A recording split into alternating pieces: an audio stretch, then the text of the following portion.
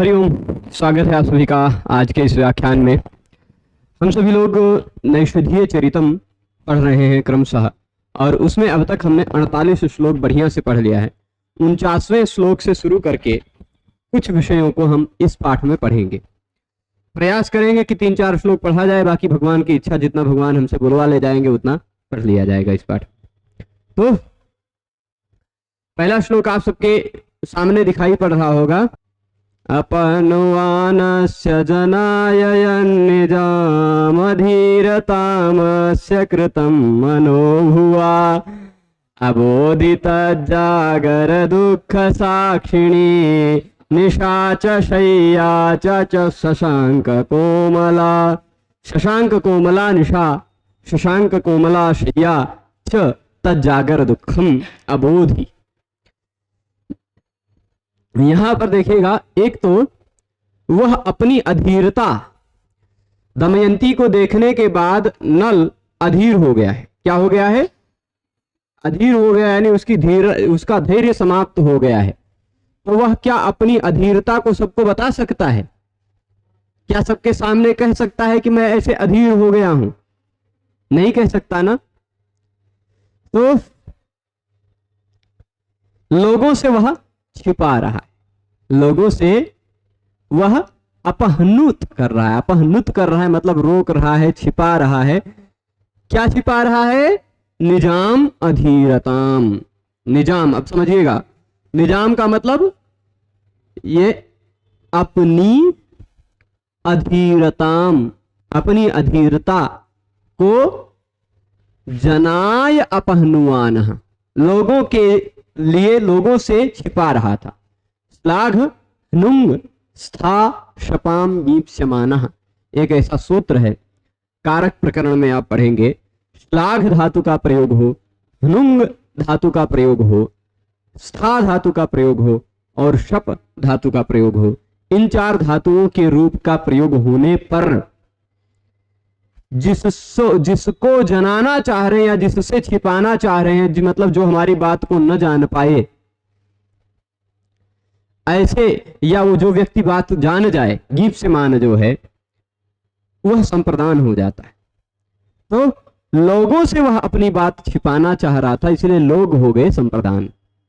और चतुर्थी संप्रदान है, इस सूत्र से संप्रदान में चतुर्थी विभक्ति, जनाए में चतुर्थी लगी है, चतुर्थी संप्रदान है सूत्र से। संप्रदान संज्ञा कैसे होगी? श्लाघ नुंग सपाम वीप्स्यमानः, यहां नुंग धातु का प्रयोग है। ठीक है।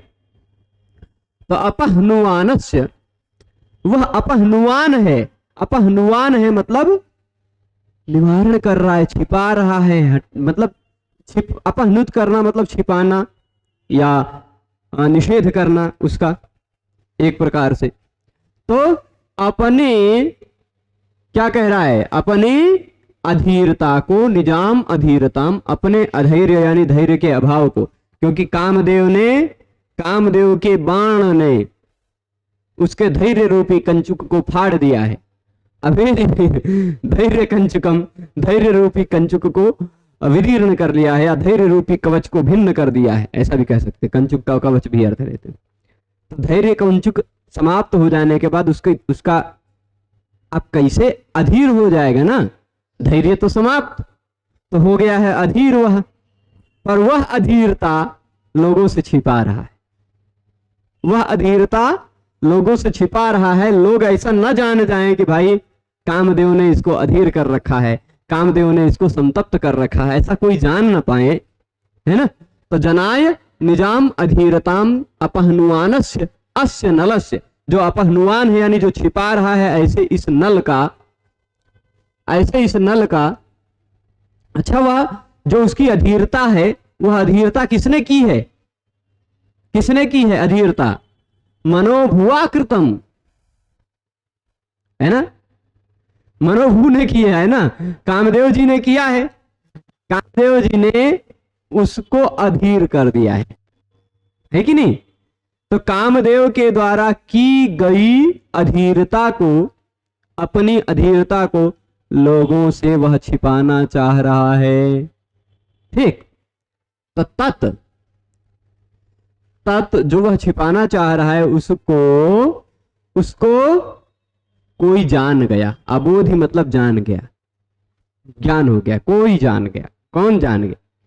जो अपनी अधीरता को वह लोगों से छिपा रहा था, पर छिपाते छिपाते उसकी अधीरता को कोई जान गया। कौन जान गया? तो वह बता रहे हैं का अबोध कह अबोधि। यहाँ अबोधि वैसे भाव कर्म वाच्य में भी अबोधि बनता है, पर यहाँ जो अबोधि का प्रयोग दिखाई पड़ रहा है वह भाव कर्म वाच्य का अबोधि नहीं है। यहाँ जो अबोधि आपको दिख रहा है वह अबोधि कर्तृवाच्य का है। ठीक, कर्तृवाच्य में भी अबोधि बन जाता है। बुध धातु, जन धातु, पूरी धातु, प्यायी धातु, ऐसे कई धातुएं हैं जिनके कर्तृवाच्य में भी चिड़ प्रत्यय हो जाया करता है।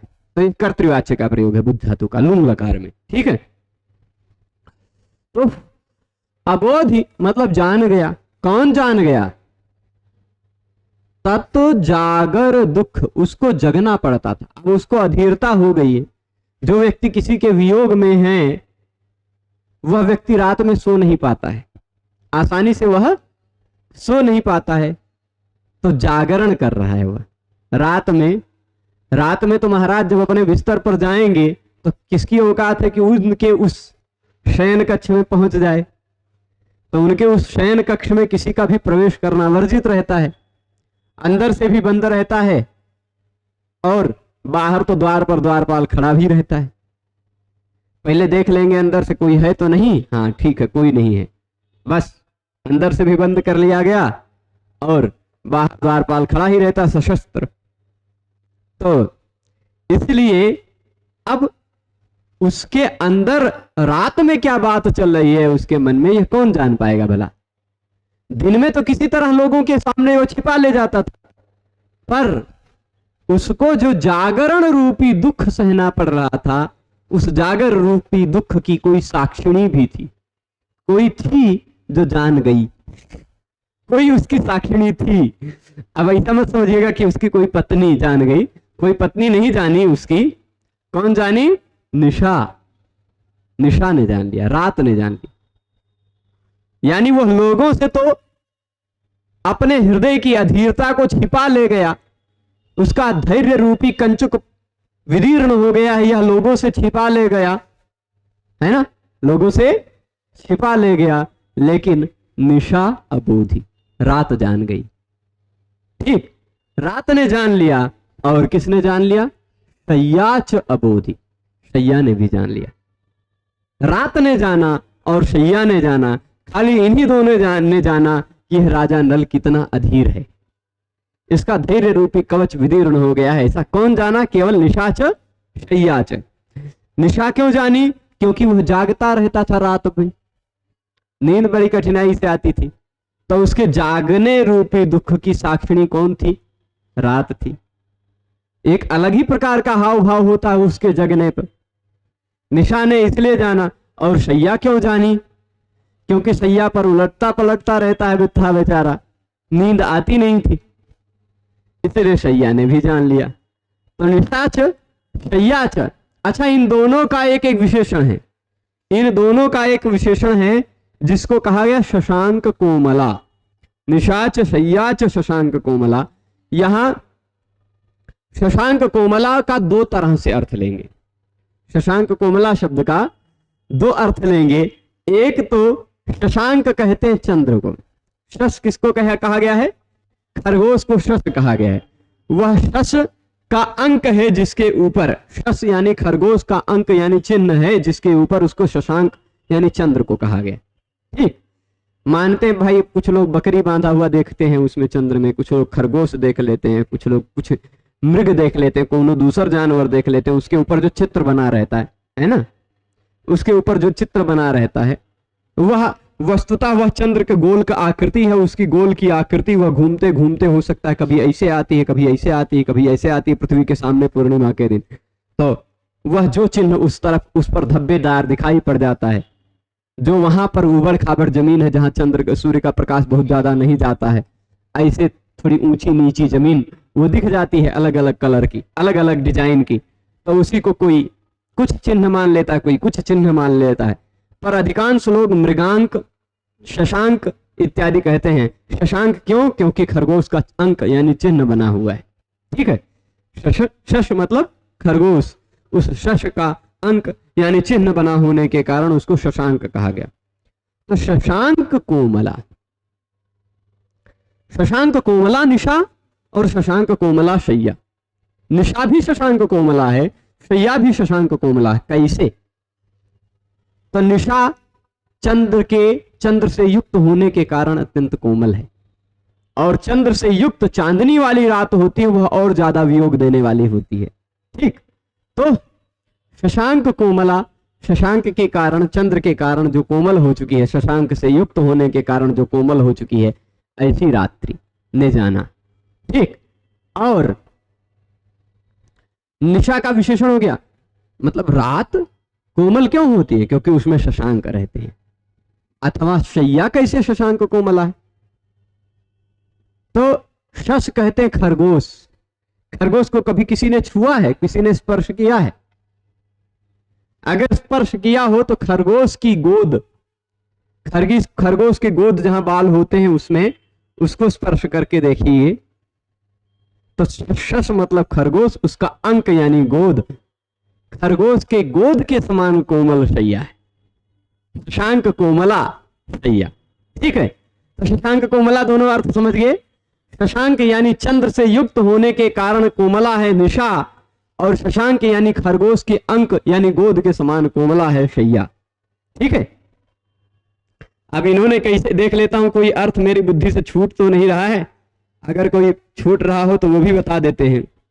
निशा च शैया च शशांक कोमला, हाँ, शशांक कोमला चंद्रेण मनोहरा, शशस्य मृग विशेषस्य, शश मतलब एक प्रकार का जानवर, उसका अंक उत्संग तद्वन मृद्वी। ठीक है, अब शशांक का एक अर्थ चंद्र लेते हैं तो चंद्र के समान मनोहर, अथवा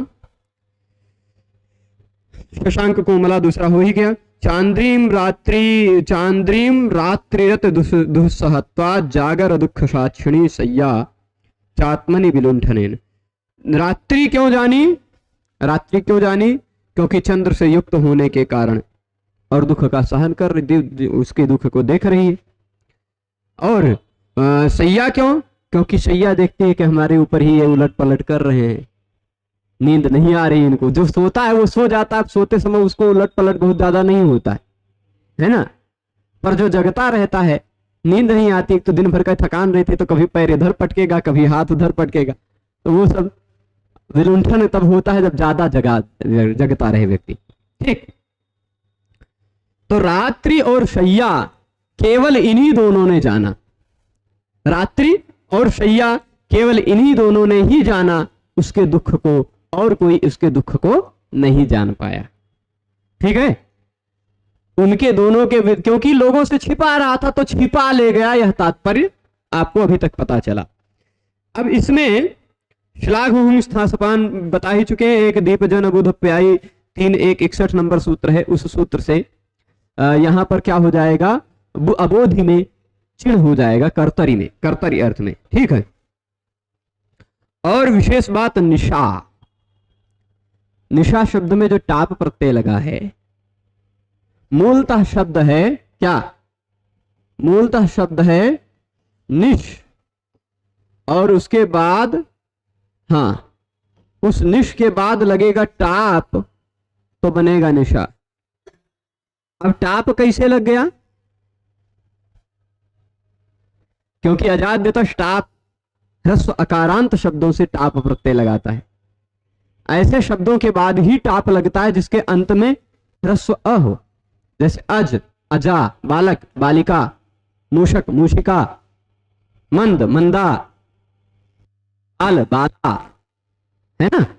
तो ऐसे शब्द का अंतिम वर्ण अच ह्रस्व अ होने पर तो टाप हो जाता है, पर हलंत शब्द से टाप करने के लिए भला कौन सा नियम? तो लघु सिद्धांत कौमुदी आप पढ़ रहे हैं, लघु सिद्धांत कौमुदी में हलंत पुल्लिंग प्रकरण में अब तक पहुंचे हैं। जब आप उसको पढ़ते पढ़ते अव्यय प्रकरण में पहुंचेंगे, तो अव्यय प्रकरण में संभवतः अव्ययादाप सुपा सूत्र के, अव्ययादाप सुपा सूत्र है या स्वराज निपातम अव्ययम सूत्र, इन्हीं दोनों में से किसी एक सूत्र की वृत्ति में एक भागुरी नाम के ऋषि का मत मिलेगा। भागुरी नाम के ऋषि का मत मिलता है, वह श्लोक ऐसा मिलता, वष्टि भागुरी रल्लोपम अवाप्यो रूपसर्गयो आपम चैव हलंतानाम यथा वाचा निशा दिशा। 3 उदाहरण उन्होंने दिया है। जैसे तो पर वहां समझिएगा, भागुरी नाम के एक ऋषि हैं। भागुरी नाम के ऋषि का मत है कि अव उपसर्ग और अपि उपसर्ग के आ का लोप हो सकता है। आप सोचिए, अव उपसर्ग लगता है तो अवगाहन, अवलोडन, है ना, इत्यादि बनता है। अपि उपसर्ग लगता है तो अपिहित, अपिधान इत्यादि रूप बनते हैं, है ना। पर भागुरी के मत में अव और अपि इन 2 उपसर्गों के आ का लोप किया जा सकता है। यानी अवगाहन को वगाहन खाली कहा जा सकता है, अपिधानम को पिधानम खाली कह सकते हैं, अपिहितम को खाली पिहितम भी कह सकते हैं, आ का लोप किया जा सकता है। यह भागुरी का मत है। खाली 2 ही उपसर्ग, अव और अपि, इन 2 उपसर्गों का भागुरी के मत में पहले वर्ण आ का लोप हो जाता है, अव और अपि के आ का लोप हो जाता है। वष्टि भागुरी ही, भागुरी ही वष्टि, भागुरी ही कामयते, भागुरी ही इच्छति। वष्टि का अर्थ है वशकांतो कामयते। भागुरी की क्या कामना है, भागुरी की क्या इच्छा है? अवाप्योह उपसर्गयोह अल्लोपम, अव और अपि उपसर्ग के आ का लोप। ठीक है। हाँ, कालिदास जी ने पूर्वा परौ तोय निधि वगाह्य ऐसा प्रयोग किया, अवगाह्य नहीं, वगाह्य। तो पूर्व तोय निधि और पर तोय निधि का वगाह्य यानी अवगाहन करके वहां अव उपसर्ग के वा का लोप, आ का लोप किया भागुरी के मत में ही। ठीक। और दूसरा मत क्या है भागुरी का? वह भागुरी जी एक और काम करते हैं कि हलंत शब्दों से भी उनके हिसाब से टाप प्रत्यय लग सकता है। आपम चैव हलंता नाम, हलंता नाम यानी हलंत शब्दों से भी वह टाप प्रत्यय कर लिया करते हैं। यथा, उदाहरण क्या दिया? वाचा, वाक, वाच शब्द है, वाच, उससे भी हलंत से भी टाप कर लेते हैं, वाचा बना देते हैं। ठीक। निश हलंत शब्द है, उससे टाप करके निशा बना लेते हैं। दिश, दिश उससे टाप करके दिशा बना लेते हैं। यथा वाचा निशा दिशा, ऐसा उदाहरण दिया उन्होंने। तो ये भागुरी जी के मत में निश शब्द से टाप लगकर निशा बना है। ठीक है, स्पष्ट है। नहीं तो निशा शब्द में टाप हो ही नहीं सकता था। तो निशा ने जाना और शशांक कोमला उसकी शैया ने जाना। स्पष्ट। आगे देखते हैं। निजाम सखियाम अधीरताम धैर्य भावम। ठीक है, और कुछ बात यदि इसमें न छूट रहा हो। अच्छा, शैया शब्द कैसे बना? शैया शींग धातु है, शींग धातु, और शींग में से शी बचता है। क्या बचता है? शी। और इसके बाद इस शैया शब्द में पहले एक क्यप प्रत्यय करेंगे। ठीक। संज्ञायाम समझ निषद करके है सूत्र, अष्टाध्यायी में मिल जाएगा। 3399 नंबर सूत्र, 3399। वह उस सूत्र से क्यप प्रत्यय लग जाएगा। शी धातु से क्यप प्रत्यय लगेगा। क्यप का बचता है य, शी य। और एक नियम है अयंग यी, अयंग यी। प्रत्यय का पहला वर्ण य हो तो शींग धातु के ई के स्थान पर अयंग हो जाता है। ई रहेगा, ई के स्थान पर अयंग करेंगे तो शयंग, शयंग में से, अयंग में से अय खाली बचता है, तो शय या, शय या। ठीक है, तो शैया, शैया बन गया, उसका टाप प्रत्यय लगाकर शैया बना लीजिएगा। तो शैया ने भी जाना और निशा ने ही जाना, इन्हीं दोनों ने जाना, और कोई उसके दुख की बात नहीं जान पाया। ठीक है, कोई अलंकार की बात हो तो देख लेते हैं। पर इसमें लोगों से अपने अधीरता को छिपाते हुए नल पर कामदेव ने जो कुछ किया, जो कुछ किया ना कामदेव ने, रात भर उसके जगते रहने के कारण उसके दुख की साक्षी जो शश यानी खरगोश के अंक यानी गोद के रोम की तरह कोमल शैया है ना, खरगोश के अंक के समान कोमल शैया अथवा शशांक यानी चंद्रमा से कोमल रमणीय बनी रात जानती थी। ठीक। नल में लज्जा नाम का व्यभिचारी भाव, तुल्य योगिता नाम का अलंकार है। बिल्कुल तुल्य योगिता। ठीक है, क्यों तुल्य योगिता? इसलिए है क्योंकि शशांक कोमला शब्द शशांक कोमला शब्द एक ही शब्द है, वह उसी तरह निशा में भी घटित हो रहा है, उसी तरह शैया में भी घटित हो रहा है। दोनों में एक ही विशेषण अगर घटित हो रहा हो वहां तुल्य योगिता अलंकार होता है। ठीक है, वो तराजू के तुलने पे तराजू की तरह यह शशांक कोमला शब्द दोनों के साथ घटित हो जा रहा है, निशा के साथ भी और शैया के साथ भी। तो इस तरह हमने नल की स्थिति जानी, और वह भी श्लेष गर्भित है। तुल्य योगिता श्लेष के कारण ही है ना।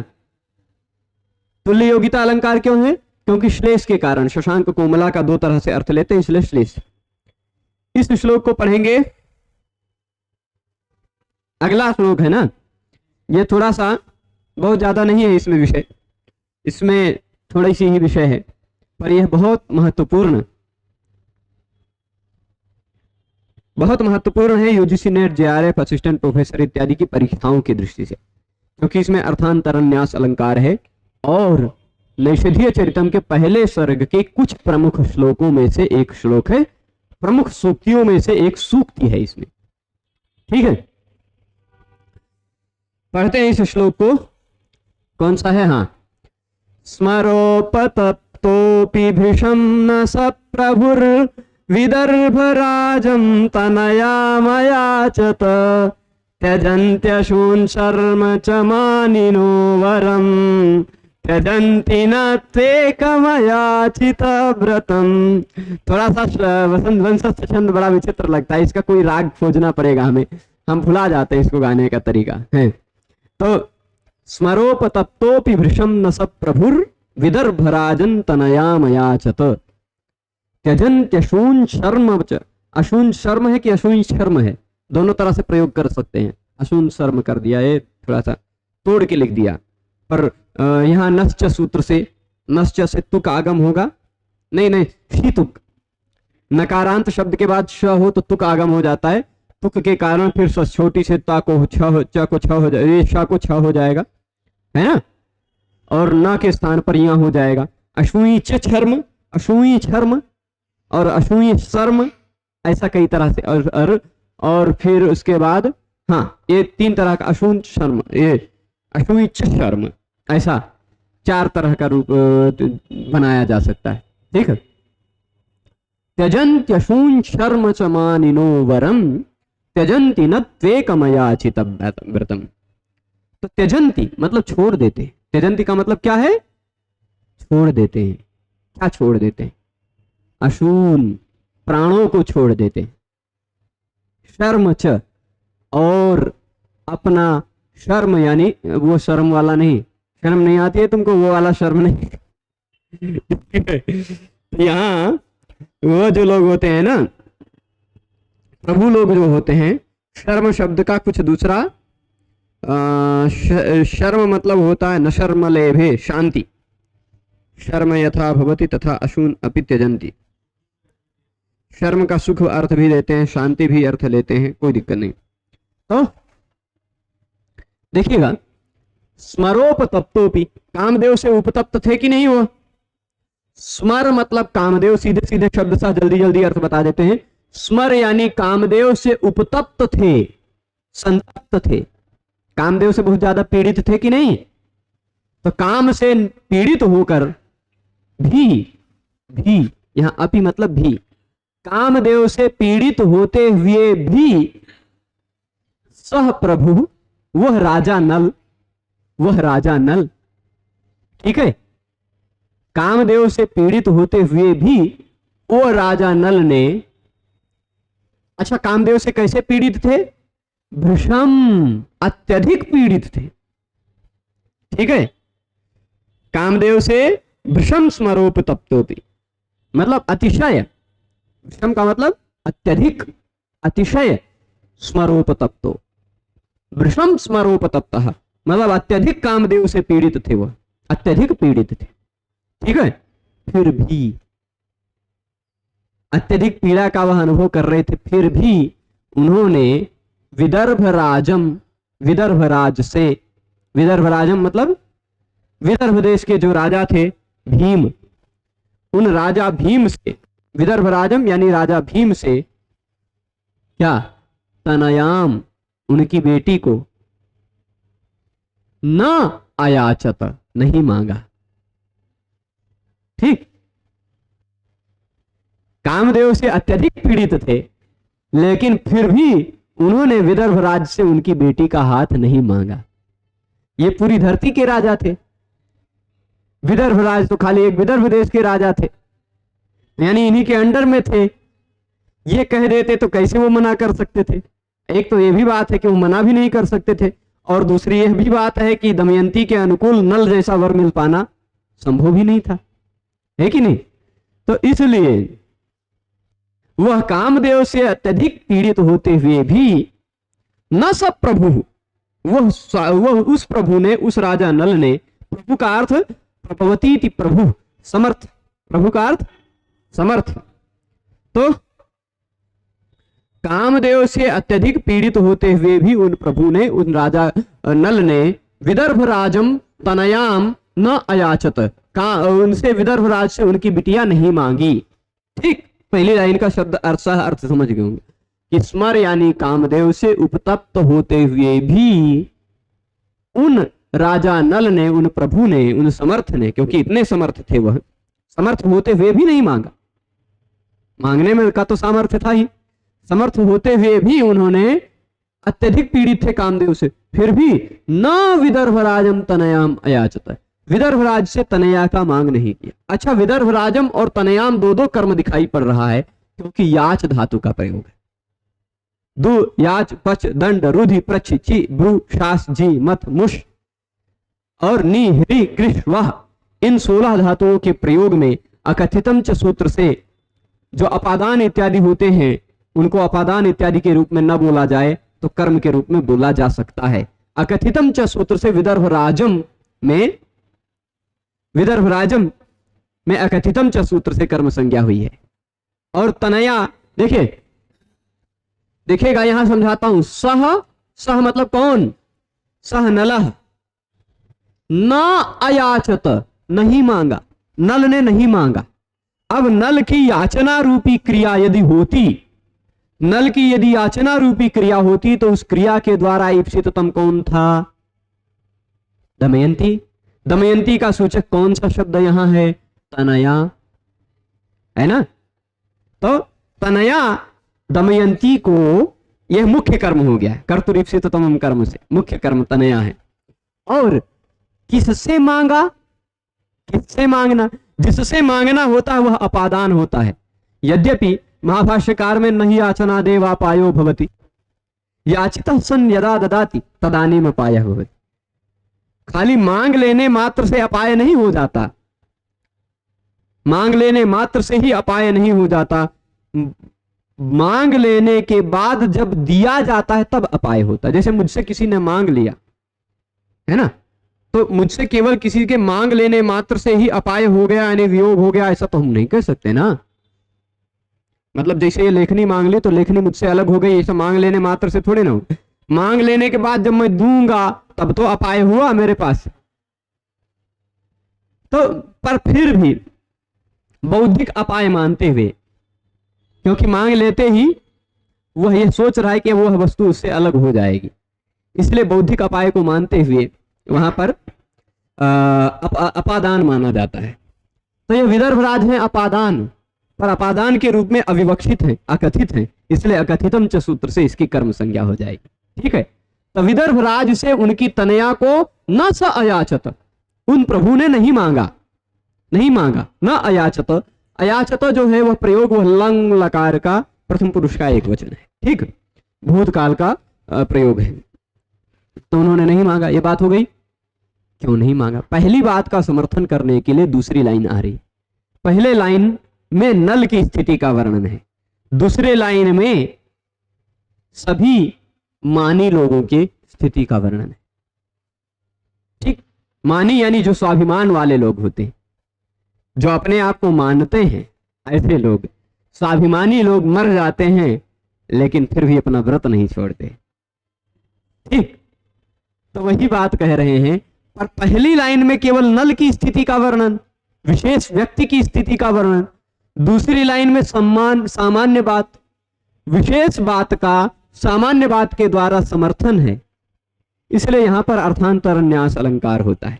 सामान्यम व विशेषो व तदन्येन समर्थ्यते यत्तु सोर्थांतरन्यासः साधर्म्येणेतरेण वा, ऐसा काव्य प्रकाश में अर्थांतरन्यास बताया है। अर्थांतरन्यास का 4 प्रकार होता है। उन 4 प्रकारों में से यहां कौन सा वाला प्रकार है? सामान्य बात के द्वारा विशेष बात का साधर्म्य से समर्थन रूपी अर्थांतरन्यास। साधर्म्य है, समानता है। तो अब देखिएगा समझिएगा क्या कह रहे हैं कि मानिनो मतलब मानी लोग। अच्छा, थोड़ा सा कुछ करते हैं, इसमें विश्लेष लाते हैं। मेरे मन में आया अभी मेरा मन खुरापात किया तो कुछ और अर्थ आया मेरे मन में।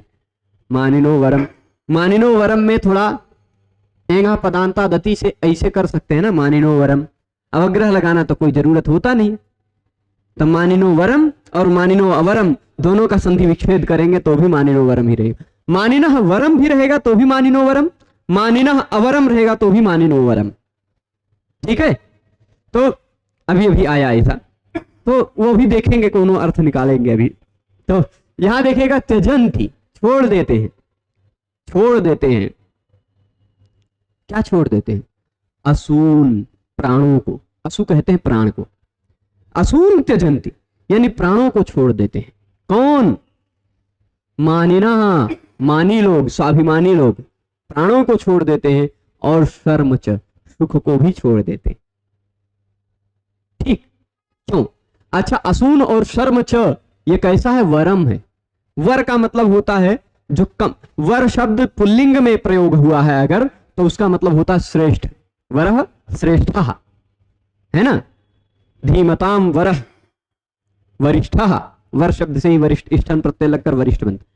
पर अगर वरम नपुंसक लिंग में प्रयोग हुआ है तो अब नपुंसक लिंग में प्रयुक्त वरम शब्द का अर्थ हो जाता है कम प्रिय हो।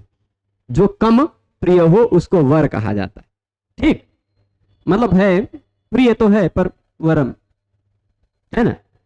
तो इसलिए प्राण भी और शर्म भी उनके लिए वरम है।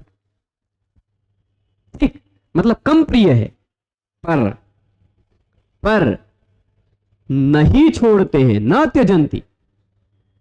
त्यजंती मतलब नहीं छोड़ते हैं। क्या नहीं छोड़ते हैं? दूसरा चीज, न त्यजंती, क्या नहीं छोड़ते हैं?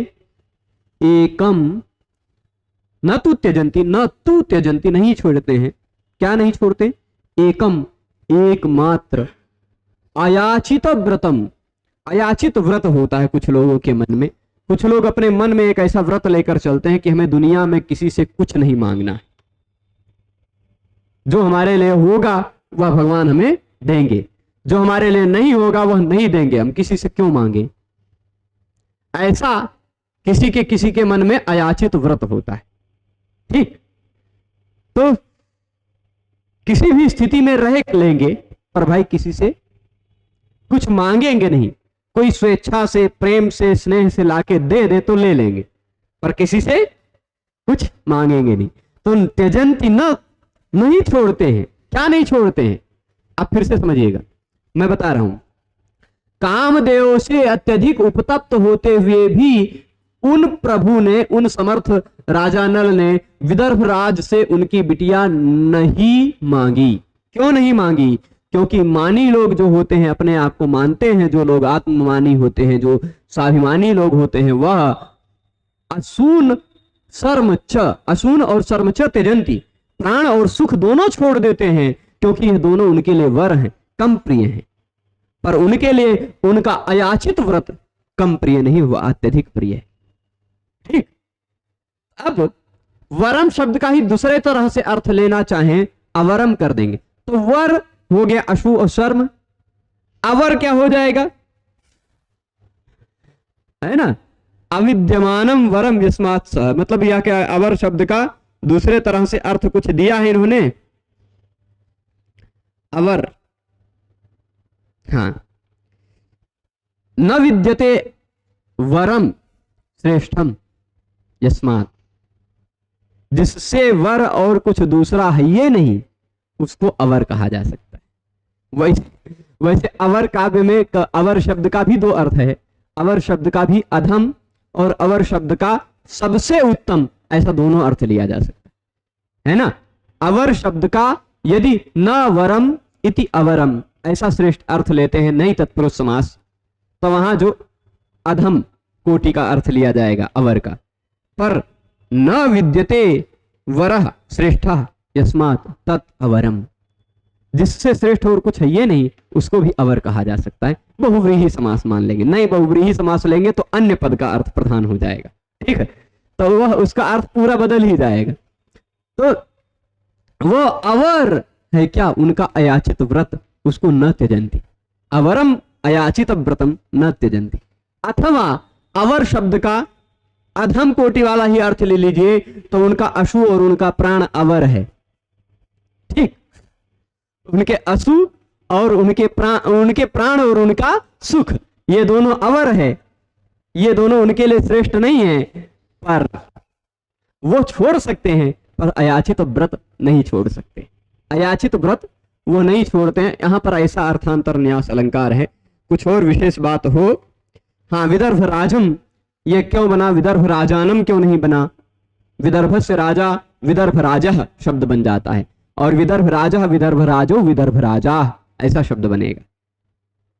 विदर्भ राजम राजा सखिभ्यष्टच, राजा सखिभ्यष्टच एक ऐसा सूत्र है। राजन शब्द, अहन शब्द और सखी शब्द यदि तत्पुरुष समास के अंत में आते हो तो उन सभी शब्दों के बाद टच प्रत्यय हो जाया करता है। तो राजन के बाद टच होगा तो अन भाग का लोप हो जाएगा और राज बन जाएगा, है ना। महाराज जैसे महाराज शब्द बन जाता है ना, वैसे ही विदर्भ राजा। तो विदर्भ राज से उनकी तनया की याचना नहीं की। हालांकि जो राजा है सखिभ्यष्टच सूत्र है, इसको कुछ अलग ढंग से भी अर्थ निकालते हैं कुछ लोग। राजा ने अह दिन में सखिभ्य सखियों को टच कर दिया, राजा सखिभ्य टच, राजा ने राजा अह सखिभ्य, अह मतलब दिन में सखिभ्य सखियों को टच किया, ऐसा अर्थ मत लीजिएगा। वो थोड़ा मैं ऐसे बोला था, मतलब एक बार सूत्र समझा रहा था तो मेरे सूत्र समझाते समय किसी ने बोल दिया था सामने से यह अर्थ, तो मैं जब भी यह सूत्र बोलता हूं तो यह अर्थ आ जाता है। मतलब मैंने कहा राजन मतलब राजा, अहन मतलब दिन और सखी मतलब सखियां। तो उसने इमेजिन करके ऐसी कोई कहानी बना ली कि दिन रहा होगा, उसमें राजा ने सखियों को, और टच करते है ही तो टच कर दिया तो ऐसा कोई काल्पनिक कहानी बना दी। तो पर राजन शब्द, अहन शब्द और सखी शब्द ये तीनों शब्द किसी समास के अंत में आते हों तो इन तीनों शब्दों के बाद टच प्रत्यय लग जाया करता है, ठीक है। तो ये बात हो गई, इतनी ही बातें हैं इसमें। अर्थांतर न्यास अलंकार है और कुछ मुझे स्पष्ट अलग नहीं दिखाई पड़ रहा है, तो इसको यहीं पर रोकते हैं, इसके आगे चलते हैं। हाँ, देख लेते हैं यहां कुछ। काम द्वारा अत्यधिक पीड़ित होते हुए भी उस राजा नल ने विदर्भ राज से उसकी कन्या के लिए याचना नहीं की, ठीक। याचना क्यों नहीं की? क्योंकि आत्माभिमानी लोग भले ही प्राण और सुख को छोड़ दें, किंतु न मांगना रूपी एक जो व्रत है उनका, उस व्रत को नहीं छोड़ते, ठीक। इसमें राजा नल द्वारा दमयंती को न मांगने वाली बात का उत्तरार्धगत सामान्य बात से समर्थन किया गया। राजा नल नहीं मांग रहे, ये विशेष बात नल के लिए, जो एक दो व्यक्ति के लिए बात हो वो विशेष बात, पर जो सबके लिए बात हो वह सामान्य बात।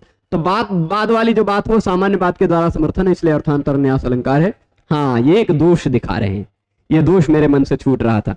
त्यजंती असून शर्मच, मन से छूट रहा था। यहां देखिएगा, क्रमशः पाठक क्रमात् अर्थ क्रम बलीयान, पाठक्रम की अपेक्षा अर्थक्रम ज्यादा श्रेष्ठ होता है। किस शब्द को किस क्रम में कहा गया है वह महत्वपूर्ण नहीं है, किस शब्द का किस क्रम में अर्थ लेना है यह महत्वपूर्ण है ना। तो अगर हम क्रमशः अर्थ लेने जाएंगे तो यहां पर एक दोष आता है, एक दोष आता है जिसको क्रमभंग दोष या अक्रम दोष ऐसे कोई दोष कहा जा सकता है। क्या कि मानी लोग प्राण और सुख छोड़ देते हैं। भाई पहले सुख छोड़ेंगे बाद में तो प्राण छोड़ेंगे ना, पहले सुख छोड़ेंगे बाद में प्राण छोड़ेंगे, कि पहले मर जाएंगे बाद में दुख होगा उनको, पहले दुख होगा ना तब बाद में मरेंगे। तो प्राण को पहले छोड़ देते हैं, सुख को बाद में छोड़ते हैं, ऐसा तो है नहीं। पहले सुख को छोड़ते हैं, फिर बाद में प्राण को छोड़ते हैं, यह तात्पर्य है। तो शर्म शब्द का पूर्व में अन्वय करना है, ऐसा कह सकते हैं। अथवा इसमें जो त्यजंत्य शून शर्म च, ये च शब्द है ना, च, ये च तुल्य काल अर्थ का सूचक है। च जो है यह तुल्य काल सूचक है, तो वह दोष नहीं रह जाएगा। अगर च को मान लेंगे कि दोनों के एक समान काल को सूचित कर रहा है, कि प्राण और सुख दोनों छोड़ देते हैं, तो दोनों में अब फिर कौन पहले कौन बाद में नहीं, दोनों तुल्य काल में ही छोड़ देते हैं। ठीक है, तो ऐसा भी अर्थ लेने पर कोई दोष नहीं रहता। ठीक है, तो हाँ, शर्म यथा भवति तथा असून अपि त्यजन्ति सुखेन त्यजन्ति इत्यर्थ। ठीक है, तो उनको प्राण छोड़ देना भी सुखकारी होता है उनके लिए, पर प्राण छोड़ देना भी सुखकारी होता है, पर वह अयाचित व्रत छोड़ देना उनके लिए कठिन होता है। यहां आप अगला श्लोक देखेंगे, मृषा विषादाभिनयादयं क्वचिद् जुगोपनिश्वास ततिं वियोगजाम् विलेपनस्याधिक चंद्रभागता विभावनाच्चापललाप पांडुताम। विभावनात्, अच्छा इसमें थोड़ा सा छिपा रहा है, वो भी अभी भी छिपाने की ही बात इसमें भी बता रहे हैं। हाँ, यहाँ कौन सा दोषवा बताया गया था, अक्रमता दोष, वो बता दिया ना, किस अशून और शर्म। अमिषा विषादात है, इसमें भी अर्थ है, इसमें भी थोड़ा आप सबको आनंद आएगा। मृषा, भगवान शंकर जी भी आ जाएंगे इसमें, भगवान शंकर जी भी आएंगे एक तरह से अर्थ लेने पर, दूसरे तरह से अर्थ लेने पर शिव जी नहीं आएंगे, पर श्लेष तो लेना ही चाहिए। जहां श्लेष मिल जाए हमें, वहां हम लेते जरूर हैं, उसको अर्थ में बताते जरूर हैं। तो अभी देखिएगा, अयम, अयम शब्द से लीजिएगा, अयम से शुरू करते हैं। अयम राजा नल, अयम का मतलब वो यह जो राजा नल है, इस राजा नल ने क्वचित, कहीं कहीं पर, कभी कभी, या क्वचित या कहीं कभी कभी, इसको वियोग से उत्पन्न होने वाली, वियोगजा, वियोग से कुछ उत्पन्न हो जाती है क्या? अगर कोई व्यक्ति बहुत वियोगी है ना, यदि कोई व्यक्ति बहुत वियोगी है तो वियोग से कुछ उत्पन्न हो सकता है। क्या उत्पन्न हो सकता है? वियोगजा क्या हो सकता है? ऐसे श्वास निश्वास, निश्वास ततिम, ठीक, निश्वास ततिम, निश्वास मतलब कोई बहुत दुखी होता तो बहुत गहरी गहरी सांस लेता है, बहुत दुख में बहुत गहरी गहरी सांस लेता है। अब सभा में बैठा है ना, सभा में बैठा है, कुछ लोगों के बीच में बैठा, राजा हमेशा अकेला तो रहता नहीं, तो बैठा है, अचानक उसको भैमी की याद आई, दमयंती की याद आई, और याद में वियोग हुआ, वियोग का ऐसा बुखार चढ़ा कि उसको तेज से सांस लेना पड़ा। तो उस तेज श्वास को, निश्वास तति को, निश्वास तति, निश्वासस्य तति, तति मतलब विस्तार है, तनु विस्तारे धातु से 3 प्रत्यय लगकर तति बन जाता है, तति। तो तति मतलब विस्तार। तो निश्वास का जो विस्तार हो रहा है, उसका श्वास और निश्वास तो सामान्य रहता है, लेकिन श्वास और निश्वास सामान्य ही तो रहता है ना सामान्य स्थितियों में, पर वियोग जब होता है तो थोड़ा वह श्वास निश्वास बढ़ जाया करता है। तो वह वियोग के कारण, वियोगजा जो निश्वास तति है, निश्वास का बढ़ जाना है, उस निश्वास के बढ़ जाने को अयम क्वचित जुगोप, यह कहीं कहीं पर छिपा ले जाया करता था। जुगोप मतलब गुपु, गुपु एक धातु है जिसका अर्थ होता छिपाना, ठीक, गोपयति, गोपायति ऐसा रूप बनता है, गुपु धुपु भिक्षु पनि पनिभ्या आया, इस सूत्र से आय हो जाता है। तो यह मतलब छिपाकर ले जाता था, क्या कर लेता था? छिपा ले जाता था कहीं कहीं पर। कैसे? आप कैसे छिपाए? ऐसे सांस इत्यादि हुआ तो लोगों ने सुना, लोगों ने देखा, तो कोई तो बहाना बनाना पड़ेगा ना कि किस लिए ऐसे सांस ले रहे हैं। भाई राजा के एक एक चीज को लोग नोटिस करते हैं, तो इसको निश्वास के तति को तो नोटिस करेंगे ही, काहे ये इतना निश्वास ले रहा है, इसको नोटिस तो करेंगे ही ना। तो वह मृषा, झूठे ही कोई अपना विषाद दिखा दिया करता था, झूठे ही कोई दूसरे दुख का बहाना बना दिया करता था। सभा में बैठा है, अचानक उसको दमयंती की याद आई और दमयंती की याद में खो करके वह निश्वास हुआ। तभी उसको राजकीय में कोई राजा, राज्य में कोई समस्या की याद दिलाकर, कोई समस्या के बहाने, अरे वो चीज खो गई, नहीं खोई होती तो अच्छा रहता, ऐसे करके अपनी निश्वास पति को छिपा लेता, यानी उस दुख के बहाने। ठीक, उस दुख के बहाने, पर वह दुख सच में नहीं है, वो मृषा विषाद है, झूठा विषाद है। उस झूठे विषादाभिनयात, उस झूठे विषाद का अभिनय करके, अभिनय करना मतलब आप समझ ही रहे हैं, झूठे विषाद का नाटक करके, अभिनय करके। क्या झूठे विषाद कर देता था, किस तरह? इन्होंने ऐसा लिखा है कि कभी मृषा विषादात, यानी किसी वस्तु के कारण, तद वस्तुगतम मिथ्या खेद प्रकटनात्, किसी कोई वस्तु गायब हो गई है, या कोई वस्तु चला गया है, या कोई व्यक्ति मर गया है, किसी के कारण, किसी के नाश के कारण भी, कोई वस्तु खो जाने के कारण या किसी के मर जाने के कारण, झूठे दुख दिखा करके, किसी झूठे दुख, मतलब एक बार अचानक आ गया विश्वास, अब कैसे छिपाए लोगों से, तो लोगों को कोई दूसरा बहाना बना देता था, कोई दूसरा बहाना बता देता था। पर रातों रात जो सो नहीं रहा है, रातों रात जो वह सो नहीं रहा है, तो उसके चेहरे पे कुछ तो प्रभाव दिखाई पड़ेगा, उसके चेहरे पे कुछ तो पांडुता दिखाई पड़ेगी, यानी सफेदी थोड़ी ज्यादा दिखाई पड़ेगी चेहरे पे। तो चलिए मान लीजिए निश्वास ततिम जुगोप, निश्वास तति को तो छिपा ले गया, पर पांडुता को कैसे छिपाए? पांडुता मतलब चेहरे का पांडु पड़ जाना। ठीक, वियोग के कारण ही चेहरे का रंग फीका पड़ जाना या पांडुता आ जाना, सफेदी अर्थ भी कहा है। भस्म को पांडु कलर का बताया गया है, पीलिया में पीले कलर को भी पांडु कहा गया है। हमारे साहित्य में दोनों तरह का प्रयोग मिलता है ना। तो पांडुताम अपललाप, पांडुता को भी, यानी उसके चेहरे पे जो पांडुता दिखाई, अरे महाराज आपका चेहरा थोड़ा आज कुछ ज्यादा ही सफेद दिख रहा है, आपका चेहरा कुछ आज ज्यादा ही अलग ही दिख रहा है, उसको कैसे छिपाए? उसको कैसे छिपाए? तो उसमें कुछ दूसरा बता देता था कि विलेपन के कारण। किसके कारण? विलेपन, जिसको लेपते हैं ना चेहरे पे, चंदन लगाते हैं, जैसे हमें लगाए हैं, है ना, ऐसे कि वो विलेपन लगते। पर विलेपन पहले के समय में बहुत मिश्रण इत्यादि से बनता था। भाई साधारण बात थोड़े ना है, राजा चंदन लगाएगा।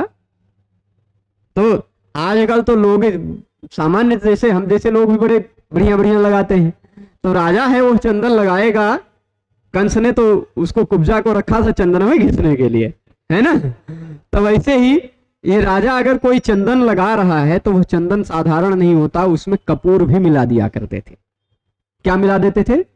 कपूर भी पीस करके थोड़ा सा चूर्ण करके मिला देते थे, वह और ठंडा रखता है ना, ज्यादा समय तक शीतलता देता है। तो खाली वो विलेपन में, उस विलेपन में थोड़ा सा अधिक हो गया है, विलेपनस्य अधिक चंद्र भागताम। क्या हो गया? अधिक चंद्र का भाग। चंद्र शब्द का एक अर्थ कर्पूर भी कहा जाता है, चंद्र शब्द का एक अर्थ कर्पूर भी है। वह कहीं किसी कोश, शब्दकोश का अर्थ उदाहरण इन्होंने, कर्पूर घनसारस चंद्र संज्ञः कर्पूर, घनसारस चंद्र संज्ञः कर्पूर, चंद्र संज्ञः कर्पूर, ऐसा अमरकोश ने कहा है। ठीक है, तो चंद्र मतलब चंद्रभागता। उस विलेपन में थोड़ा कपूर का भाग ज्यादा हो गया, थोड़ा ज्यादा कपूर मिल गया है ना। चंद्रमा में थोड़ा कपूर ज्यादा मिल गया, वही लेप लेने के कारण यह चेहरे का पांडुता जो है ना, विभावनात् मतलब ऐसी संभावना करके, ऐसे विभावना करके, ऐसे लोगों को बता करके करके और अपललाप मतलब अपनी पांडुता का अपलाप कर देता था, कि उसके चेहरे पे जो पांडुता दिखाई पड़ रही है वो पांडुता वियोग के कारण नहीं है। वो पांडुता किस कारण है? वो पांडुता थोड़ा चंदन में कपूर ज्यादा मिल गया है, इस कारण है। ठीक है, तो दोनों चीज किस तरह छिपाता था वह? मृषा विषादाभिनयात। अब भाई पहले वियोग जाम निश्वास ततिम, वियोग से उत्पन्न होने वाले निश्वास के विस्तार को, थोड़ा श्वास को गहराईपन, भारी सांस को वह कैसे छिपा लेता था? जुगोप छिपाता था वह कभी कभी। कैसे? मृषा विषादाभिनयात, झूठे किसी खेद किसी दुख के अभिनय करने के कारण। अयम, वह राजा नल। ठीक, और पांडुता को कैसे छिपा लिया करता था? कहता था कि मेरे विलेपन में, यानी जो चंदन लेपा जाता है, उस चंदन में अधिक चंद्र भागता हो गई, चंद्र का भाग थोड़ा ज्यादा ही हो गया, कर्पूर का भाग थोड़ा ज्यादा है। ऐसी विभावना करने के कारण, विभावनात, ऐसी संभावना कर देने के कारण, ऐसे लोगों को समझा देने के कारण क्या कर देता था? पांडुता का अपलाप, पांडुता के बारे में झूठ बोल दिया करता था, अपलाप कर दिया करता था अपने पांडुता के बारे में। ठीक है, तो ये मतलब अभी भी छिपा ही रहा है, अभी भी छिपा ही रहा है, अभी आगे भी छिपाते रहेगा। अगले श्लोक में तो और खतरनाक छिपाएगा, अगले श्लोक में तो कई तरह के जब अर्थ निकालेंगे। अच्छा, दूसरा चीज, अब मिषा विषादात में विषम, विष किसको कहते हैं? विष क्या है? विष मतलब जहर। विषम अत्ति भक्षयति इति विषादः शिवः। विष को, विष का अदन करने वाले, विष का ग्रहण करने वाले कौन है? विषाद, शिव है कि नहीं? विषाद, ये बात समझ रहे हैं कि नहीं? तो ये शब्द मुझे लिखना पड़ेगा विषम अत्ति इति विषादः। मैं अपने जो हमारे कुछ काव्यों के है ना प्रयोग में, मेरे मन में कुछ और विचार आया है, इसका इस तरह से प्रयोग किया जा सकता है, तो उस तरह से मैं अपने श्लोक में इस शब्द का प्रयोग करूंगा दूसरे तरह से, पर यहां आप लिख देते हैं। तो विषाद, मृषा, झूठे ही, विषादाभिनय। अब विषाद का अभिनय मतलब शिव जी का अभिनय कैसे करना? मतलब झूठे ही वियोग की कारण, वियोग के कारण उत्पन्न हुई जो निश्वास तति है, निश्वास का विस्तार है, उसको मृषा यानी झूठे ही, विषाद यानी शिव जी का अभिनय करके। झूठे शिव जी का अभिनय मतलब अरे शिव शिव शिव शिव ऐसे कर देना। विषाद अभिनय, विषाद अभिनय मतलब अब कोई दुख, किसी के दुख प्रकट करने का ये भी तो तरीका हो सकता है भाई, शिव शिव, है ना? तो वो विषाद अभिनय है। उस विषाद के अभिनय के कारण, यानी शिव शिव करके अभिनय करके वह अपनी निश्वास तति को छिपा ले जाता था। यह भी एक अर्थ लिया जा सकता है, लिया जा सकता है ना? हाँ, तो निश्वास जैसे हुई, गहरा निश्वास हुआ, तुरंत थोड़ी बाद क्या बोल दिया? मृषा विषाद अभिनय कर लिया, झूठे शिव शिव दो बार बोल दिया, तो छिपा ले जाया करता था इस तरह से। ठीक है, ये बात हो गई यहां पर। हाँ, अगर संभवतः मीलित अलंकार यहीं पर है, कुछ दूसरा अलंकार है, देखते मीलित है। हाँ, मीलित मतलब अलंकार वहां होता है जहां किसी एक वस्तु के बहाने कोई दूसरी वास्तविक वस्तु को मीलित कर दिया जाए, छिपा लिया जाए, वहां मीलित अलंकार होता है। ठीक है, और संभवतः मल्लीनाथ ने यहां पर व्याजोक्ति अलंकार माना है। व्याजोक्ति अलंकार कब होता है? जब किसी बहाने कुछ दूसरा कह दिया जाए, किसी, जब विषाद का झूठे ही शिव शिव शिव शिव, है ना? या फिर ऐसे कह देंगे यहाँ चंदन में कर्पूर का भाग थोड़ा ज्यादा मिल गया, ऐसा कुछ ब्याज के कारण, किसी वस्तु को सिद्ध करने के लिए उसके बहाने कुछ दूसरा कथन करना, व्याज, किसी के ब्याज में किसी के बहाने कुछ दूसरी उक्ति करना, वो व्याजोक्ति होती है। ठीक है, तो व्याजोक्ति भी माना जा सकता है, मीलित अलंकार भी माना जा सकता है। ठीक है, और विषाद शब्द में श्लेष तो है, ये विषम अत्ति विषादः, और विषाद मतलब दुख, वो श्लेष तो है, साफ साफ आपको दिख ही रहा है। ठीक है। इसके बाद ये वाला जो श्लोक है ना, यहां देख लेते हैं, कुछ और बात है अगर तो। विषादा विशद घई अभिनय, ये तो हो ही जाएगा, कोई बहुत विशेष बात नहीं। यह विरह जनित श्वासों का शरीर की सफेदी में मृषा विषाद और कर्पूर की सफेदी द्वारा छिपाया गया है। ठीक, विरह जनित श्वासों तथा शरीर की सफेदी को मृषा विषाद और कर्पूर की सफेदी द्वारा छिपाया गया है। ठीक, इसलिए मिलित अलंकार है। यह वहां होता है जहां दो समान धर्म वाले पदार्थों में से एक के द्वारा दूसरे का तिरोभाव हो जाता है, एक के द्वारा किसी दूसरे को छिपा लिया जाना हो जाता है, वहां पर मिलित अलंकार। विद्याधर का कहना है कि यहाँ व्याजोक्ति अलंकार है। व्याजोक्ति वहां होती है जहां प्रकट हुई किसी बात को किसी दूसरे के छल से छिपा दिया जाए, किसी दूसरे के बहाने कुछ उक्ति करके छिपा दिया जाए। ठीक है, यहां संदेह शंकर अलंकार इन्होंने माना है, जो यह व्याख्या लेखक है इन्होंने। ठीक है, श्लेष तो दिखाया नहीं इन्होंने, पर श्लेष हमने दिखा दी। अब इसके बाद इस श्लोक में बहुत अर्थ हैं, बहुत अर्थ हैं। मतलब मैं अगर इसमें गहराई में जाऊंगा तो 7-8 अर्थ इसमें बताऊंगा, पर अभी आज खाली एक के दो हल्के से बताकर फिर खत्म करते हैं। ठीक, शशाक निह्नो तुमयेन तत्प्रियाम अयम बभाषे यदलीक वीक्षिताम समाजैवालपिता सुवैणिकैर् मुमूर्छयत् पंचममूर्छनासु च। यदि आप लोग काव्य शास्त्र का विनोद करना चाहें तो इसमें हम थोड़े से उतरेंगे, और यदि नहीं तो फिर इसको अग्रिम व्याख्यान में देखा जाएगा। तो समय हमारे पास है, कोई दिक्कत नहीं है। शशाक है ना,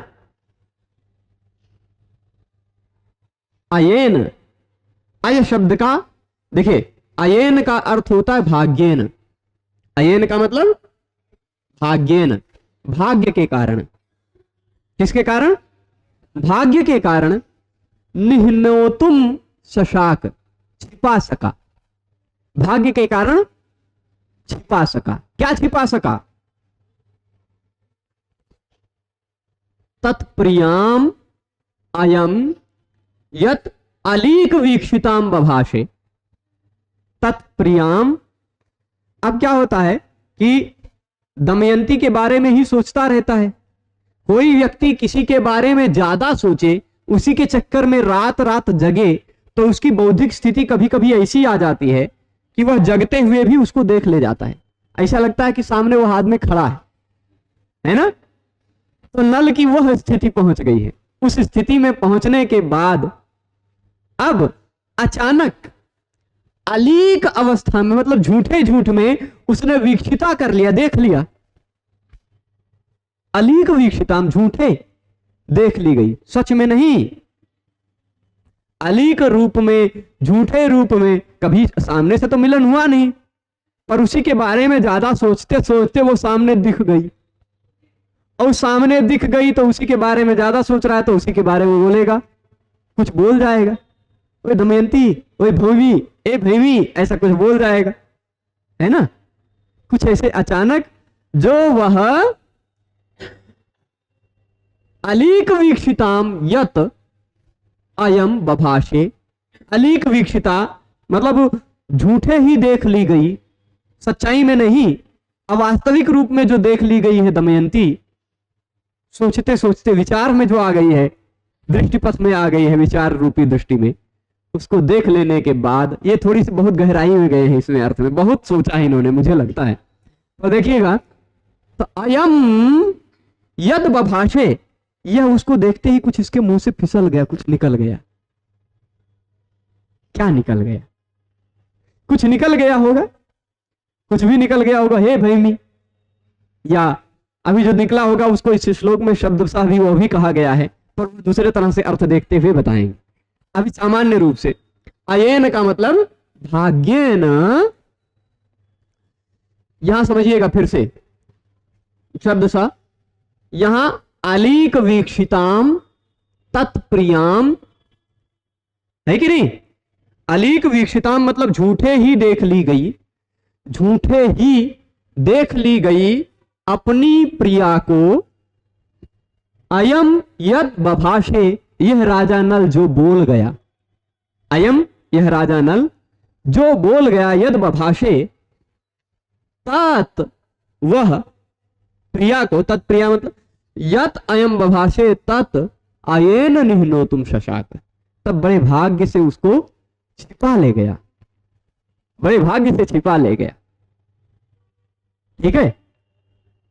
अच्छा, झूठे देखा दमयंती को, और झूठे देखते ही कुछ बोल गया, और देखते ही जो बोल गया उसको बड़े भाग्य से वह छिपा ले गया। कैसे छिपा ले गया, कैसे छिपा ले गया?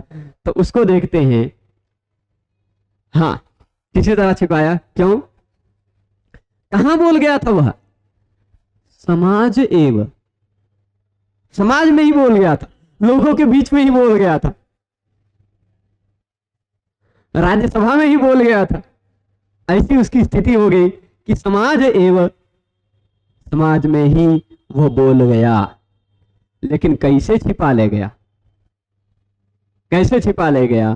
क्योंकि वैणिक लोग वहीं थे। वैणिक मतलब वीणा वादयितुम, वीणा शिल्पम अस्य अस्ति ते वैणिका, जिनका जिनका जिनका शिल्प, जिनकी कला वीणा में है, वो वैणिक कहलाते हैं। क्या कहलाते हैं? वैणिक। वैणिक मतलब वीणा बजाने वाले। राजा महाराजा के दरबार में वीणा बजाने वाले लोग आते ही होते हैं, है ना? तो वीणा बजाने वाले जो वैणिक लोग थे, वैणिक यानी वीणा की कला में निपुण जो वैणिक लोग हैं, उन लोगों ने पंचम राग में, पंचम राग मतलब अब आप जानते हैं सारे गामा पधनी, सारे गामा पधनी, ये जो 7 स्वर हैं, सा कौन सा है? षड्ज, रे ऋषभ, ग गांधार, म मध्यम, प पांचाल भी कहते हैं और पंचम भी कहते हैं। प क्योंकि पांचवा होने के कारण उसको पंचम कहते हैं। सा रे ग म प, पांचवा होने के कारण उसको पंचम भी कहते हैं और प अक्षर से पांचाल भी कहते हैं। ठीक। ध धैवत और नी निषाद, ये जो 7 स्वर हैं, इनमें से पांचवें स्वर में पंचम स्वर की प्रधानता में जब गाते हैं तो वह और ज्यादा काम के उद्वेग को बढ़ाता है। पंचम स्वर वसंत काल में कोयल बोलती है, पुष्प साधारणे काले कोकिल पंचमम पदेत।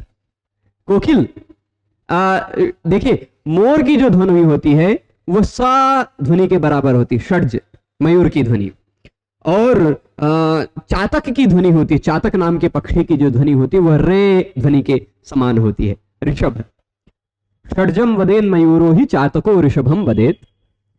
और बकरी की आवाज गांधार होती है, गा के बराबर, अजा वदति गांधारम। क्रोंच नाम का एक पक्षी है जिसको मार दिया था तब वाल्मीकि जी के मुंह से श्राप निकला था, है ना? यत क्रोंच मिथुनादेकम अवधि काम मोहितम, वो जो निकला था श्राप, वह क्रोंच नामक पक्षी मध्यम स्वर में गाता है। ठीक, मां। और पांचाल स्वर की उत्पत्ति हुई है कोकिल से, ऐसा मानते हैं। पुष्प साधारणे काले कोकिल पंचमम वदेत। पुष्प साधारण वाले समय में यानी वसंत के समय में, अभी जो आने वाला है समय, उस समय में कोकिल 5वां स्वर बोलता है। एक मत यह है कि वसंत पंचमी से वसंत ऋतु शुरू हो गई, पर ऐसा मत नहीं है, अभी शिशिर ऋतु ही चल रही है। वसंत ऋतु शुरू होगी चैत्र महीने से, चैत्र महीने की प्रतिपदा से, चैत्र शुक्ल प्रतिपदा से भी होता है, ऐसा भी मानते हैं, या फिर मकर कुंभ, मकर कुंभ ये 2 राशि में जब सूर्य रहते हैं तब ऋतु होती है शिशिर। और मीन और मेष राशि में जब आते हैं सूर्य भगवान तब वसंत ऋतु होती है। ठीक, तो अभी सूर्य जी कुंभ राशि में ही हैं। यह लगभग, यह समझिएगा, मकर संक्रांति 14 जनवरी को थी। 14 फरवरी के आसपास 14 फरवरी के आसपास सूर्य मकर से कुंभ राशि में पहुंच जाते हैं। फिर उसके बाद 14 मार्च के आसपास सूर्य भगवान 14-15 मार्च के आसपास मीन राशि में पहुंचते हैं, तब से वसंत ऋतु शुरू होती है। एक ऐसा भी मत है। ठीक, तो दोनों के हिसाब से अभी 14-15 मार्च के आसपास से जब सूर्य मीन राशि में आएंगे तब से वसंत ऋतु शुरू होगी। तो वसंत के समय पंचम स्वर में बोलती है कोयल, ठीक। और उसी समय काम का उद्वेग ज्यादा बढ़ता है, वह और मतलब सामान्य स्थितियों से थोड़ा ज्यादा स्थिति खराब कर देने वाला होता है कामुकता। तो अब समाज में ही एक तो वह काम से भी संतप्त है, दूसरा उसकी राज्यसभा में ही, समाज में ही वैणिक लोगों ने पंचम मूर्छना में जो आलपित किया, ठीक। समाज में ही उसके वैणिकों ने यानी वीणा बजाने वालों ने आलाप किया। किसमें आलाप किया? पंचम स्वर में आलाप किया। पंचम स्वर में आलाप किया समाज ने, उसके वैणिकों ने तो आलाप किया। उसी वियोग में राजा नल भैमी के बारे में कुछ बोल गया था, वह भाग्य से छिप गया। लोगों के बीच में वह आवाज आई ही नहीं, क्योंकि आलाप की आवाज ज्यादा आ गई, ठीक है। नल जो दमयंती को झूठे मूठे देखकर कुछ बोल गया था, वो भाग्य से कैसे छिपा? अयेन कथम निन्नोतुम शशाक, भाग्य से कैसे छिपाने में समर्थ हो गया? क्योंकि उसी समय समाज में ही था वह। फिर भी वैणिक लोग, उसके वीणा बजाने वाले लोगों ने जो पंचम स्वर की मूर्छनाओं में, मूर्छनाश्चैक विंशति, 21 प्रकार की संगीत शास्त्रों में मूर्छनाओं का वर्णन है। नारदीय शिक्षा में भी 21 पंच सप्तस्वरास्त्रयो गाना मूर्छनाश्चैक विंशति, 7 स्वर होते हैं, उनके 3 गान होते हैं, और उन 7 गुणे 3 कर देंगे तो 21 मूर्छनाएं हो जाती हैं, ठीक। 21 मूर्छनाएं हैं। मूर्छना मतलब, मूर्छना शब्द का अर्थ होता है क्रम से, ये जो सारे गाँव पाधानी ये 7 स्वर हैं, इन 7 स्वर का क्रमशः 3-3 मूर्छनाएं, 3 क्रम करना, वह 21 हो जाती। तो पंचम स्वर की प्रधानता से युक्त जब उसने मूर्छनाओं का प्रयोग किया, संगीत की एक शब्दावली है मूर्छना, ठीक। संगीत शास्त्र का कोई संदर्भ नारायणी जी ने दिया है क्या? इन्होंने दिया है। क्रमावरोहण, 7 स्वरों का क्रमशः आरोह और अवरोह मूर्छनेत्युच्यते, मूर्छना कहलाती। तो वह 3 बार होती है मूर्छनाश्चैक, इसलिए ये संदर्भ तो मैंने नारदीय शिक्षा का बता ही दिया। तो क्योंकि उसी समय समाज में उनके वैणिकों ने पंचम मूर्छनासु, 5वीं मूर्छनाओं में, मतलब पंचम स्वर की मूर्छनाओं में ऐसा गाया कि वह आलाप, पंचम स्वर की आवाज थोड़ी तेज होती है, कोयल की भी आवाज तेज होती, तो उस पंचम स्वर की आवाज तेज हो गई, इसके कारण नल की आवाज दब गई उसी में। तो वो जो दमयंती से बोल गया था, वह भाग्य से छिप गया, ठीक है। ये एक तात्पर्य आप समझ गए होंगे कि समाज में ही जब उनके वैणिकई ही आलपितासु, उनके वैणिकों ने आलाप किया, तो फिर वह जो आलाप किया पंचम मूर्छनाओं में, उसी में वह बात छिप गई। यह बात एक अर्थ हुआ, ठीक। दूसरे ढंग से, कई ढंग से अर्थ लेते हैं, 6-7 ढंग से अर्थ लिया जाएगा, पर कुछ 1-2 ढंग से और देख लेते हैं। अब अयेन जो है, अयेन मतलब भाग्येन, पहले इसको एक काम करते हैं, दूसरे ढंग से थोड़ा अलग अर्थ लेते हैं। अयन वाले में 2-3 तरह से हो जाएगा, तो अयन को अभी नहीं तोड़ते हैं। अयन को तोड़ने से पहले समाज एवालपितासु, अथवा एक अर्थ ऐसा लिया जाएगा, वह छिपा कैसे? क्योंकि समाज में ही जब उसकी वैणिकों ने पंचम मूर्छना में स्वर गाया, पंचम स्वर में कुछ गाया, तो वो पंचम स्वर और वियोग बढ़ाने वाला होता है, पंचम स्वर और ज्यादा वियोग बढ़ाने वाला होता है। वो वियोगी लोग ज्यादा अनुभव करेंगे, वियोगी लोग जानते होंगे, जो लोग वियोगी होंगे दर्शकों में, वो लोग जान पाएंगे ज्यादा अच्छे से। पर हम जो पढ़े लिखे पुस्तकों की बात को हम बता रहे हैं कि पंचम मूर्छना में जब कोई गाता है तो वियोग ज्यादा बढ़ जाता है। एक तो वह दिन रात सो नहीं पा रहा है, दूसरा दमयंती के वियोग में है, तीसरी वियोग को बढ़ाने वाली और पंचम मूर्छना का गान हो रहा है, तो वह क्या हो गया? मुमूर्छ, वह मूर्छित हो गया, और मूर्छित सा हो गया, मतलब निश्चेत हो गया, अचेत सा हो गया वह उस पंचम मूर्छना के गाते ही।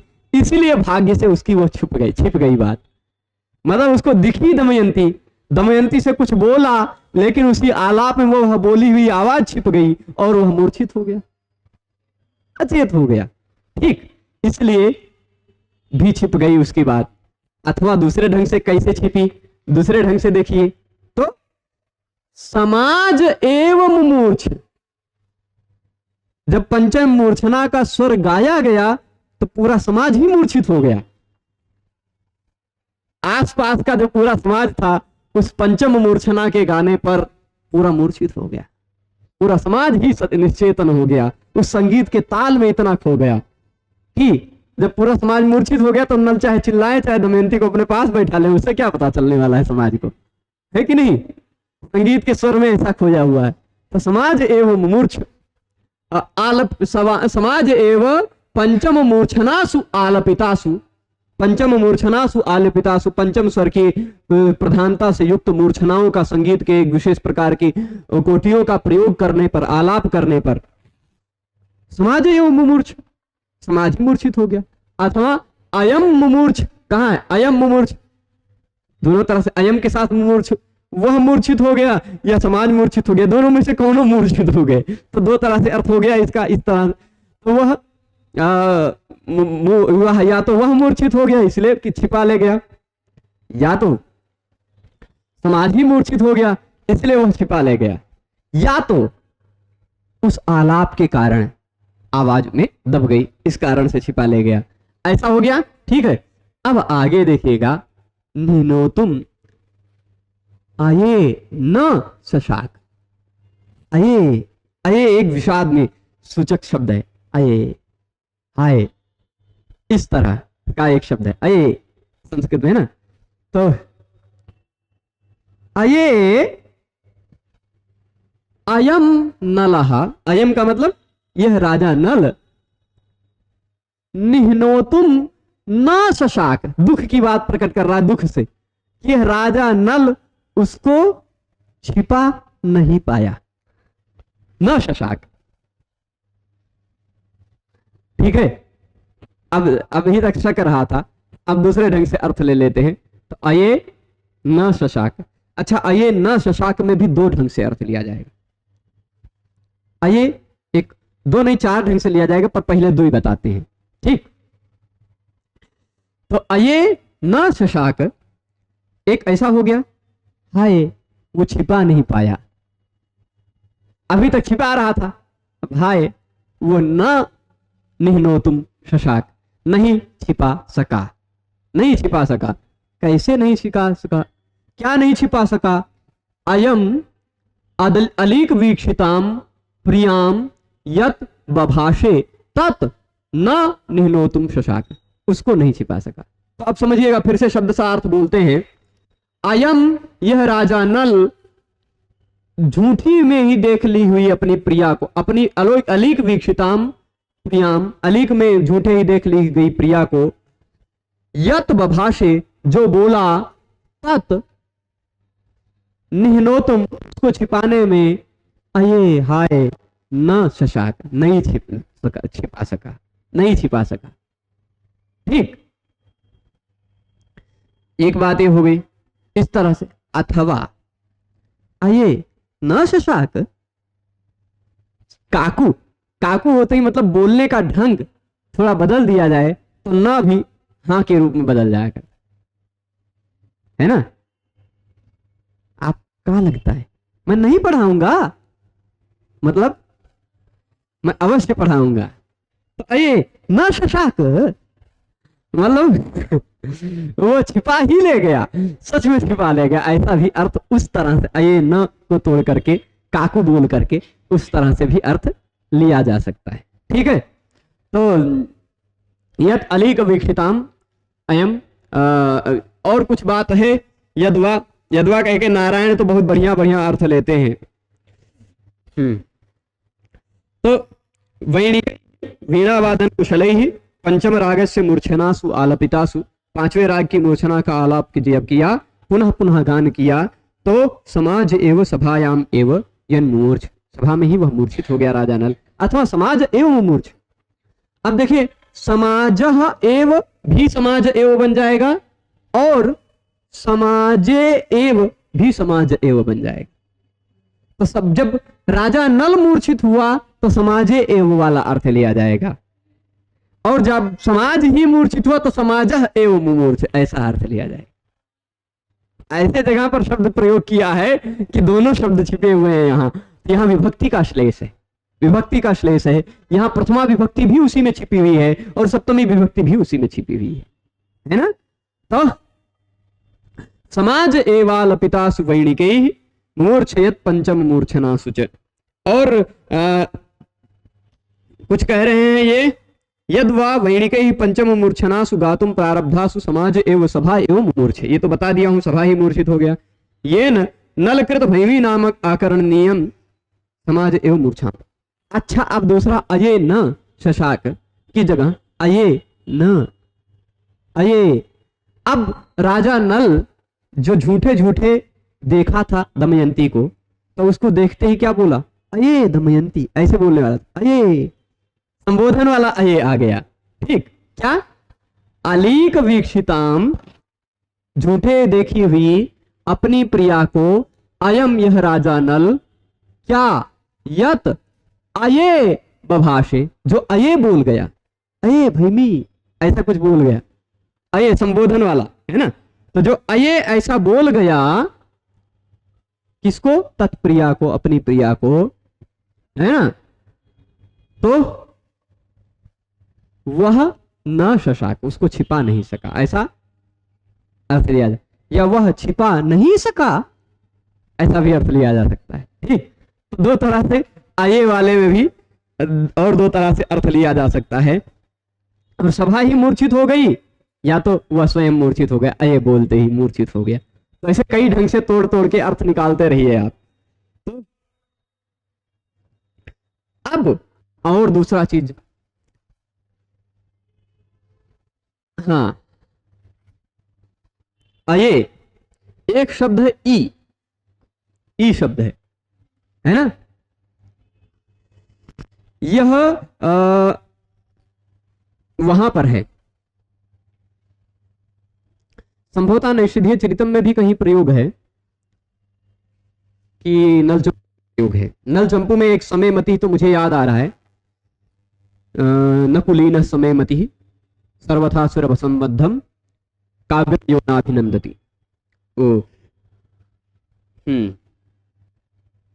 पर वहां समयमति में ई शब्द का प्रयोग है। इस ई शब्द का जैसे एक एक अक्षर का अर्थ होता है ना। अ का अर्थ विष्णु है, वैसे ई का अर्थ होते हैं कामदेव। ई का अर्थ क्या है, कामदेव। और इस ई शब्द का चतुर्थी विभक्ति का एक वचन आप बनाएंगे तो क्या बनाएंगे, ई शब्द के बाद चतुर्थी एक वचन का गे प्रत्यय लगाएंगे, गे में से बचता है ए। ठीक, गे में से क्या बचता है, ए। अब यह इकारांत है, इसलिए घी संज्ञा होगी, घी संज्ञा होगी, और घी संज्ञा होगी तो घेर नीति, नीत प्रत्यय लगा रहे तो घी संज्ञक तो गुण हो जाया करता है, ए हो गया। और इस ए के स्थान पर एचो यवायावाह से अय कर देंगे तो क्या हो जाएगा, अय ए, अये, या अये कामदेवाय, ऐसा अर्थ है। अये का मतलब कामदेवाय। अच्छा, जैसे देख लीजिए भाई, हरि शब्द है, हरि शब्द का बन जाता है क्या, हर ये, है ना। तो ई का अये बनना चाहिए कि नहीं भाई। देखिए इधर से हा हमने मिटाया, इधर से भी हा मिटा दिया, इधर से र मिटा दिया, इधर से भी र मिटा दिया, तो र में से ई इधर बचाया है तो इधर आ भी बचा दिया है, यानी ई का अये बना। ठीक, तो ई मतलब अये। ई कौन है, कामदेव जी हैं। तो अयम, इस राजा नल ने झूठे मूठे देख ली गई अपनी प्रिया को, यत बभाषे, जो बोल गया, तत्, उसको समाज से तो छिपा लिया गया होगा क्योंकि समाज मूर्छित हो गया या वो स्वयं मूर्छित हो गया, लेकिन अये यानी कामदेवाय निहनोतुम न शशाक, कामदेव से छिपा नहीं पाया। ठीक, कामदेव से नहीं छिपा पाया। अब अये निह्नोतुम में श्लाघ हुनुंग स्थासपाम गिप से माना, क्योंकि छिपाना चाह रहा है कामदेव से, इसलिए अये में चतुर्थी विभक्ति श्लाघुंग स्थासपाम गिप से माना से अये ई की कामदेव की संप्रदान संज्ञा होगी और चतुर्थी संप्रदाने से चतुर्थी लगी। ठीक है, अये न निह्नोतुम शशाक, कामदेव को कामदेव से नहीं छिपा पाया, बाकी सब जगह से समाज मूर्छित हो गई या वह स्वयं भी मूर्छित हो गया, लेकिन कामदेव तो जान ही रहे ना उसकी दुर्दशा को, उसकी स्थिति को कामदेव तो जान ही रहे। तो अये कामदेव आये अयम निह्नोतुम न शशाक, कामदेव से यह छिपा नहीं सका, बाकी लोगों से छिपा ले गया होगा। ठीक है, तो इस तरह से अर्थ लिया जा सकता है। और अये क्रोधे विषादे च संभ्रमे स्मरणे पीछे, अये शब्द का एक अये ऐसे बोला होगा, क्रोध में भी अये का प्रयोग हो सकता है, या विषाद में अये का प्रयोग हो सकता है, संभ्रम में अये का प्रयोग हो सकता है, किसी का स्मरण करते समय भी अये का प्रयोग होता है, एक अव्यय है। ठीक है, पशु व्यतिरिक्त समूहवाचक समाचार कोई दिक्कत नहीं है, अब यहाँ पर खत्म हो गया।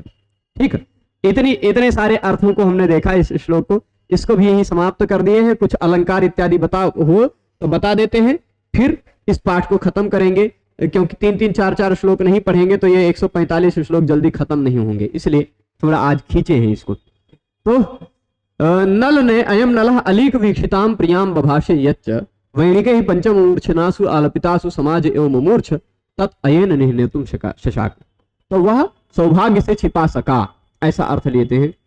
तो ये देखिएगा, इन्होंने खाली इतने अर्थ, यह नल जो झूठ मूठ ही देखी गई प्रिया यानी दमयंती से बात करता था, झूठ मूठ में ही बात करने लग जाता था, तो वो जो बात करता था तथा वीणावादियों के द्वारा गीत के पंचम स्वर के स्वरों के आरोह अवरोह में यानी मूर्छनाओं में आलाप भरे जाने पर जो सभा में ही मूर्छित हो उठता था, उसे वह भाग्य से ही छिपा सकता था, ऐसा अर्थ लिए हैं। बाकी अर्थों को इन्होंने छोड़ा है संक्षेप में। इस शब्द पर टीकाकारों निह्नोतुम अयेन, इस शब्द पर टीकाकारों ने अपनी अपनी भिन्न व्याख्याएं की हैं। नरहरि का कहना है अयम नलो मिथ्या दृष्टाम प्रियाम यद बभाषे तन निह्नोतुम न शशाक, अये न शशाक, ऐसा न शशाक वाला अर्थ लेते हैं।